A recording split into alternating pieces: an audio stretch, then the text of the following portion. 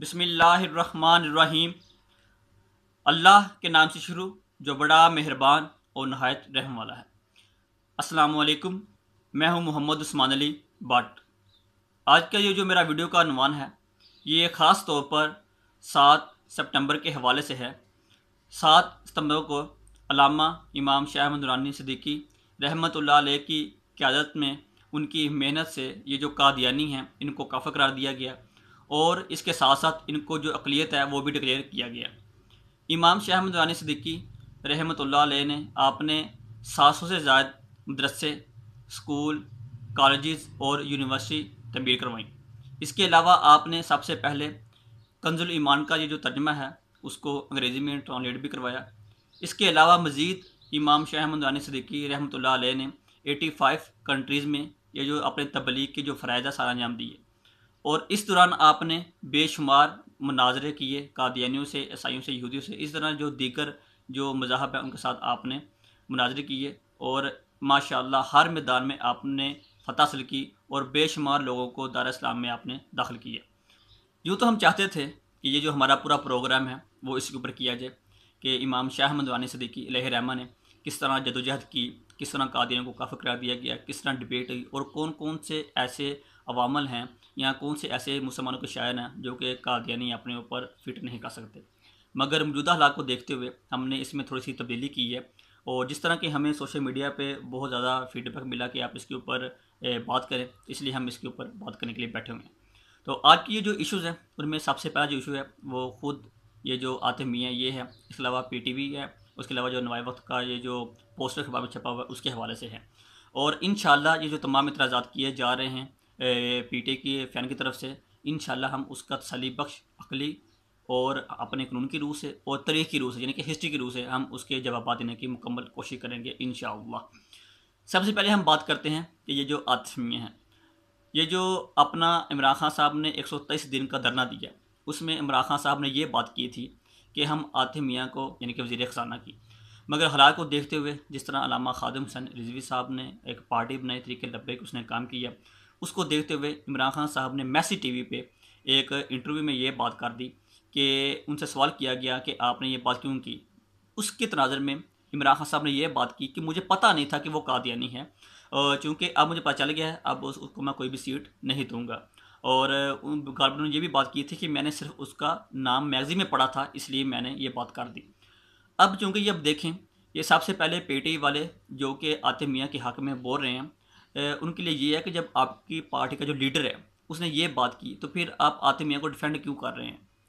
या तो आप ये सवाल हमें करने की बजाय कि freedom of speech, freedom of expression, liberalism के नाम पर, तो आप ये सवाल सबसे पहले जाके इमरान खान साहब से करें जो आपकी पार्टी का लीडर है कि आपने पहले ये बात की थी मैं उसको बनाऊंगा, फिर उन्होंने ये बात कर दी मैं उसको नहीं बनाऊंगा। तो ये जो सवाल है ये आप हमसे करने की बजाय उनसे करें कि अगर उन्होंने वादा किया था तो उन्होंने कौम से पूरा क्यों नहीं किया। और इसके अलावा ये जो मैंने टीवी पे शोज़ देखे कि ये जो कादियानी है आतिफ मियाँ के हवाले से, तो बहुत अच्छी बातें देखने को मिली कि ये जो बहुत बड़े एंकर बनते हैं, तज़कियाकार बनते हैं और उनको लोग जानती है, सुनती है, उनको फॉलो करती है। उनमें से जो एक बहुत बड़े हैं जिनको ख़ास तौर पर ये जो मुस्लिम हैं, यानी कि ये जो मुस्लिम से मुराद कि जो कि इस्लाम के साथ बहुत ज़्यादा लगाव रखते हैं, लिबरलिज़म, एथीज़म, सेकुलरिज़म से बहुत ज़्यादा दूर है। तो वो औरे मकबूल जान साहब को बहुत सुनते हैं। तो औरे मकबूल जान साहब भी अपना जो प्रोग्राम है हरफ़े राज, उसमें जब उन्होंने लबशी करनी शुरू की तो उनके जो होंठ है वो उनका साथ नहीं दे रहे थे। तो इससे पता चलता था कि औरे मकबूल जान साहब ये जो अपने ख़यालात है वो इसके ख़िलाफ़ रखते हैं, कहना कुछ और चाह रहे हैं मगर किसी मजबूरी के तहत, किसी वजह से वो ये बोल नहीं पा रहे। इसके अलावा 7 न्यूज़ में भी ये जो अहमद रज़ा ख़ुशूसी साहब को बुलाया गया तो गालिबन जो एंकर का नाम हाशमी था, हसन हाशमी, उसने बहुत से सवाल किए तो उनकी भी जो ज़ुबान है वो उनका साथ नहीं दे रही थी। तो जब सवाल थोड़े से आगे बढ़े तो वो गुस्सा कर गए और अपनी कॉल कट करके चले गए। ये जो सबसे बड़ा सवाल है जो आजकल पूछा जा रहा है सोशल मीडिया पे, पीटीआई वाले इसको बहुत बड़ा हथियार के तौर पर इस्तेमाल कर रहे हैं और इसके साथ साथ ये जो अहमद अकसूरी उन्होंने बिठाया, पहले वो वाक़ कोड करते हैं मसाक़ मदीना का, उसके अलावा जंग बदर का, जिसमें नबी करीम सल्लल्लाहु अलैहि वसल्लम ने जो माइनॉरिटीज़ हैं उनको हुकूक दिए। और इसके साथ साथ ये जो जंग बदर में नबी करीम सल्लल्लाहु अलैहि वसल्लम नूर मुजस्सम शफ़ी मुअज़्ज़म आपने फरमाया कि ये जो आप हमारे जो मुसलमान बच्चे हैं उनको पढ़ना लिखना सिखा दें, हम आपको आज़ाद कर देंगे वरना फदिया दें। तो वो इसको बहुत ज़्यादा इस्तेमाल कर रहे हैं। तो उन तमाम लोगों के लिए, बोले बाले मुसलमानों के लिए है कि जो तरीक़ से वाकिफ़ नहीं हैं या इस्लाम का उन्होंने भूगोल मुताला नहीं किया, उनके लिए ये है कि वो काफ़र थे, वो कोई ज़ंदीक नहीं थे। ये बात आप याद रखें, वो काफ़र थे, कोई ज़ंदीक नहीं थे। वो पहले आप इसमें फ़र्क करना सीखें, पहली बात। दूसरी बात ये है कि तब मुसलमान बहुत थोड़े थे और नबी करीम सल्लल्लाहु अलैहि वसल्लम की हिकमत थी कि नबी करीम सल्लल्लाहु अलैहि वसल्लम चाहते थे कि हमारे जो मुसलमान हैं वो पढ़ लिख जाएँ। जो काफ़िर थे वो दुनियावी तरीन बहुत ज़्यादा पढ़े लिखे थे। तो अब चूँकि मुसलमान तादाद में बहुत ज़्यादा हैं और बहुत ज़्यादा पढ़े लिखे हैं, अगर मैं फ़िरका वारी से बादर होकर बात करूँ तो मुफ्ती मुनीबर रहमान साहब और ये जो मुफ्ती तकी उस्मानी साहब हैं, ये इस्लामी और वर्ल्ड इकोनॉमी को बहुत ज़्यादा अच्छे तरीके से जानते हैं और ये तो अपने अपने जो बैंक है वो भी चला रहे हैं। तो इसलिए इमरान खान साहब को चाहिए कि इनसे रब्ता करें, जो कि इस्लाम की रूह से भी आपको बताएंगे और ये जो सारा पस मंज़र है उसको भी जानते हैं और इन्होंने सारा पढ़ा हुआ है। ये जो मॉडर्न बैंकिंग है वो भी पढ़ी हुई है और इसके अलावा ये जो इस्लामी बैंक है वो सारा निज़ाम ये जानते हैं। तो ये तो इमरान खान साहब से मेरी एक रिक्वेस्ट भी है और उनको एक सजेशन भी है कि आप इसके ऊपर अमल करें।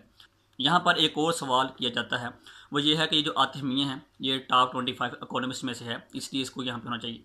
तो ये मेरे मासूम पाकिस्तानियों, मासूम मुसलमानों, ये मैं आपको बता देना चाहता हूँ कि इसका जो ताल्लुक़ है हम सब जानते हैं IMF के साथ करार दिया जा रहा है और IMF के साथ वही हो सकता है जो कि इकानमिक हिटमैन ही हो सकता है, यानी कि जो इकानमी को ऊपर लेने की बजाय बल्कि नीचे लेके आए, उसको दलदल में पहुँचा दे। अगर जो लोग इसके बारे में नहीं जानते वो इकानमिक हिटमैन के बारे में ख़ुद सर्च कर सकते हैं। और यहाँ पे जो तीसरा सवाल है वो ये भी किया जाता है कि आप हिस्ट्री का जाकर मुताला करें, आपको पता चले कि कायद आज़म रहमतुल्लाह अलैह ने ये जो वज़ीर ख़ारजा है वो अपना कादियानी ज़फ़रुल्लाह को लगा दिया था, तो तब आपको कोई बात नहीं थी। तो यहाँ पे मैं आपको 2-3 सवालों के जवाब देने की कोशिश करूँगा। पहली बात ये है कि तब कादियानियों को पाकिस्तान के आइन की रूह से काफ़िर करार नहीं दिया गया था, पहला। और दूसरा ये है कि ज़फ़रुल्लाह खान साहब ने अपने आप को मुसलमान शो किया हुआ था, अपनी जो शनाख्त कादियानी वो छुपाई हुई थी, जिस तरह कि आज के दौर में बहुत से लोग करते हैं। और इसकी रिसेंटली मिसाल आपको मैं देता चला जाऊँ, इस्लामाबाद हाई कोर्ट के जो जज ने अपने ये जो फैसले में ये बात की थी कि एक ऐसा जो अमल या काम करना चाहिए जिसमें उनकी जो तमाम ये जो साजिशें वो बेनकाब हो सकें, वो अपने आप को कादियानी शो करें या कोई मज़ीद तब्दीली लेकर आएँ। यानी कि जैसे शौकत सिद्दीकी साहब ने ये सारी बात की थी, रिमार्क की थी। इंशाल्लाह जो भी हम बात करेंगे उसके जो लिंक्स हैं वो डिस्क्रिप्शन में डाल दिए जाएंगे। और जो लोग हिस्ट्री से बगौर वाकिफ़ हैं वो हमारी बात से एग्री भी करेंगे, वाकई उसने अपनी शनाख्त छुपाई हुई थी और इसने कौन कौन से कारनामे सर अंजाम दिए वो भी हम आपके सामने रख देते हैं। कादियान, पठानकोट, कश्मीर को इसने पाकिस्तान में शामिल होने नहीं दिया। इसके अलावा इसने ये जो बेशुमार सरेआम मुसलमानों का कत्लेआम करवाया, इसने जो इबादत गाहें तमीर करवाई, आला उहदों पर ये जो कादियानी है वो अंदर लेकर आया, 10,000 जो मुसलमान इसने शहीद करवाए। इसके अलावा बेशुमार इसके वाक़यात हैं जिनके बारे में जो हिस्ट्री बड़ी पड़ी है, थोड़ी सी हम इसके ऊपर थोड़ी सी रोशनी डाल रहे हैं, हम इसके ऊपर बात नहीं करेंगे। और इसके अलावा अगर हम बात करें, ये जो हमारे शायर मशरिक़ हैं अल्लामा इकबाल, जिन्होंने पाकिस्तान का ख्वाब देखा और काज़ी आज़म रहमतुल्लाह अलैह ने इनको पूरा किया, वो क्या फरमाते हैं, उन्होंने पंडित जवाहरलाल नेहरू, यानी कि ये जो पंडित जवाहरलाल नेहरू है उसको अपने ख़ाते में क्या लिखा था कि ये जो कादियानी है ये इस्लाम और पाकिस्तान दोनों के दुश्मन हैं। यानी कि जिस पाकिस्तान को अपना चाह रहे थे उससे पहले तो ये सब कॉन्टिनेंट इकट्ठा था, पाकिस्तान और ये जो इंडिया, यानी कि ये भारत के दुश्मन हैं। तो इससे हमें साफ वाज़ह हो जाता है कि अल्लामा इकबाल जैसा बंदा जो कि बहुत ज़्यादा मॉडर्न था और बाहर से पढ़ के आया हुआ था, अगर उसका ये मौक़िफ़ है तो काफ़ी हद तक उसमें सदाकत होगी। उसको बाद में हमने देखा ज़फ़रुल्लाह खान की सूरत में, और उससे बढ़कर जिसको नोबेल प्राइज़ दिया गया, ये जो अब्दुल सलाम था, उसने भी ये जो हमारे सारे राज थे वो बाहर जाके बेच दिए, सब लोगों को बताए और बाद में ISI ने उसकी तहकीक भी की और वो प्रूव भी हुए और उसको मुल्क बदर कर दिया गया। यहाँ पर हम ये भी बात करेंगे, इस बात के ऊपर भी रोशनी लाजमी डालेंगे कि ये जो नवाए वक्त ने ये जो अपने सोशल मीडिया पे जो वेबसाइट के ऊपर और ये जो अपने अखबार में ये जो तस्वीर पब्लिश की 6 सितंबर के हवाले से, और उसमें उन्होंने कादियानियों को यानी कि उनको अहमदी के नाम से पुकारा और बहुत ज़्यादा मासूम उन्होंने भी बनाया और उनको खिदमत पेश की। उसके अलावा PTV पे एक कादियानी लड़की जिसका ताल्लुक रब्बा से है वो आती है, पूरे 2 घंटे स्पीच करती है जिसको वो अब तैयार कर रहे हैं अपने नोबेल प्राइज़ के लिए, और उसके साथ ये जो आतिफ मियां इसको भी नोबेल प्राइज़ के लिए तैयार कर रहे हैं।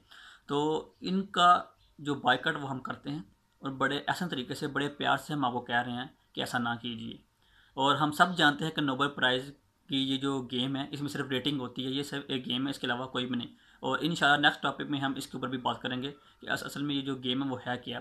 जिस तरह के ये जो साबका पाकिस्तानी कादियानी है उसको भी दिया गया और ये क्यों दिया गया इसकी पूरी बात करेंगे इंशाल्लाह।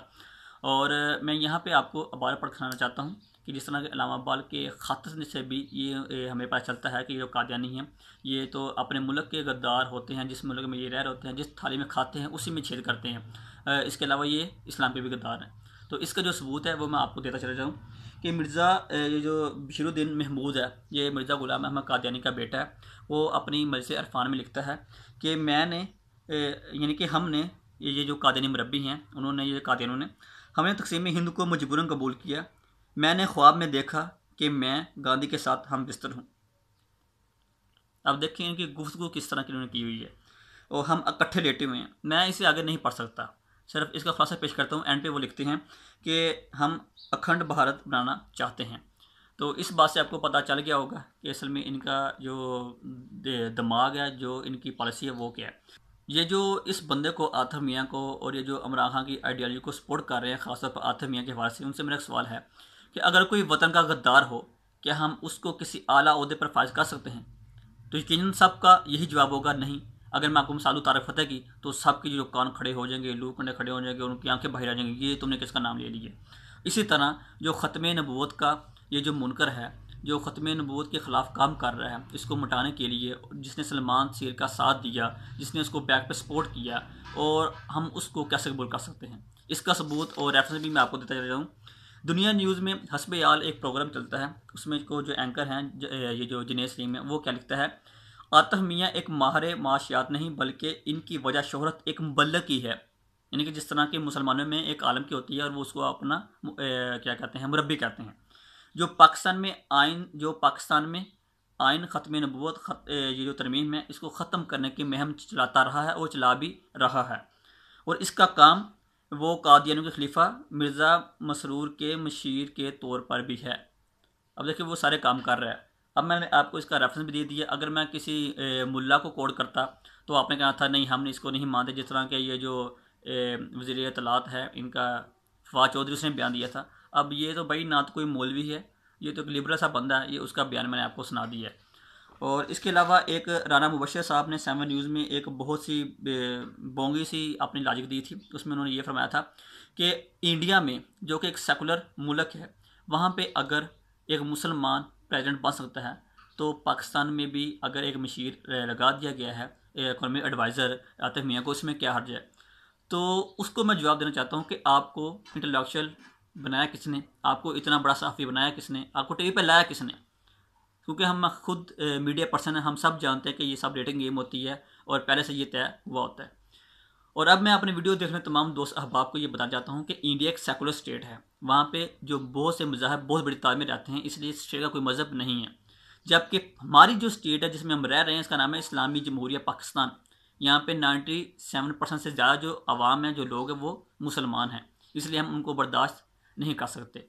और बेशुमार जिस तरह के अपने वीडियो के स्टार्ट में मैंने बताया कि हमारे पास इकोनॉमिस्ट मौजूद हैं जो कि दीन दुनिया इस्लाम सबको बहुत अच्छे अंदाज से तरीके से जानते हैं। और हमारे पास इस वक्त बैरून मुल्क भी जानते इस तरह के बहुत से हमारे पास अफराद हैं जो कि अपने मुल्क की सालमी के लिए, तरक्की के लिए काम कर रहे हैं। मैं ख़ुद उनको बहुत अच्छे तरीके से जानता हूँ। और एंड पे मैं अपना जो एक पैगाम है वो आप तक पहुँचाना चाहता हूँ कि एक लम्हा फ़िक्रिया है तमाम मुसलमानों के लिए। अगरचे कि मैंने तमाम एतराज़ात का जवाब दिया, इसमें हमारी भी गलती है। हमें भी सोचना चाहिए कि हम भी पढ़ें, सिर्फ इस्लाम की हद तक ना रहें बल्कि दुनियावी तलीम को भी हासिल करें, जिस तरह के काज़ी अज़म ने हासिल की, जिस तरह के अल्लामा इक़बाल ने हासिल की, जिस तरह के इमाम शाह अहमद ने हासिल की। हमें इस तरह के जो बंदे हैं उनकी ज़रूरत है जो कि ख़ास तौर पर इस्लाम और पाकिस्तान को जानते भी और आगे लेकर चलें, मगर हम उसको कबूल नहीं करते। हमें इस दौर में अगर मैं आपको मैं मिसाल दूँ जो कि पाकिस्तान और इंडिया में बहुत ज़्यादा मकबूल हैं, शेख साकिब शामी, हमें उन जैसे बंदों की ज़रूरत है जो कि दीन को भी बड़े अच्छे अंदाज से समझते हैं, जानते हैं और दुनिया को भी। अगर आपको ये वीडियो पसंद आई है तो लाइक भी कीजिए और अपने दोस्तों के साथ इसे शेयर भी कीजिए।